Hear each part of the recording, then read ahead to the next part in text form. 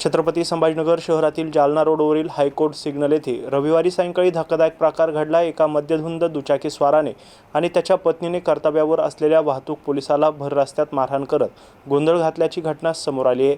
विशेष म्हणजे मदतीसाठी वारंवार संपर्क करून देखील पोलीस मदत पोहोचण्यास तब्बल 1 तास लागल्याने संताप व्यक्त केला जातोय। रविवारी सायंकाळी 4:30च्या सुमारास सिडको वाहतूक शाखेचे अंमलदार रावसाहेब पचलोरे आणि संतोष खराते हायकोर्ट सिग्नल येथे वाहतूक नियमन करत होते।